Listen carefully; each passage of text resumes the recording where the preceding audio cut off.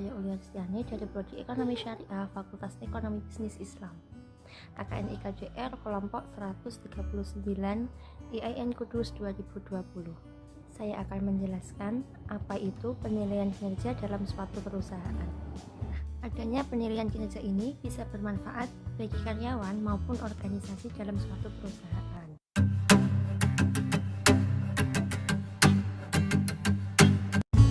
Apa saja tujuan dari adanya penilaian ini? Yang pertama, ada tujuan strategis. Yang kedua, ada tujuan administrasi. Yang ketiga, ada tujuan pengembangan. Tujuan strategis yaitu mengaitkan kegiatan karyawan dengan tujuan dari perusahaan tersebut.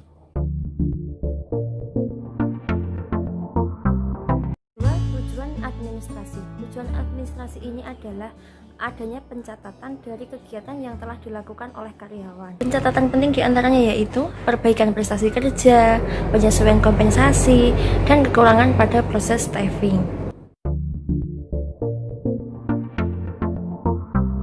Juga ada tujuan pengembangan. Nah, tujuan pengembangan ini dilakukan untuk mengevaluasi dan pengembangan pada setiap karyawan. Adanya tujuan pengembangan ini bisa digunakan sebagai pedoman oleh pihak manajer.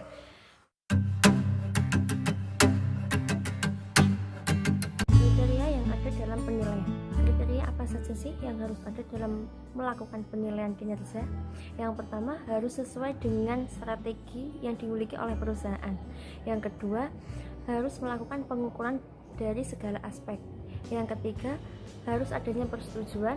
Yang keempat, harus dilakukan secara realistis. Dan yang kelima, harus dilakukan secara objektif. Selanjutnya yaitu langkah-langkah yang dilakukan dalam melakukan penilaian dalam kinerja. Yang pertama, harus mengidentifikasi tujuan yang ingin dicapai. Yang kedua, menetapkan standar yang diharapkan oleh perusahaan. Yang ketiga, melakukan desain yang sesuai dengan tujuan. Yang keempat, melakukan penilaian kinerja terhadap pegawai. Yang kelima, melakukan evaluasi terhadap sistem penilaian kinerja. Selanjutnya yaitu metode yang dilakukan dalam melakukan penilaian kinerja. Yang pertama adalah penilaian oleh atasan.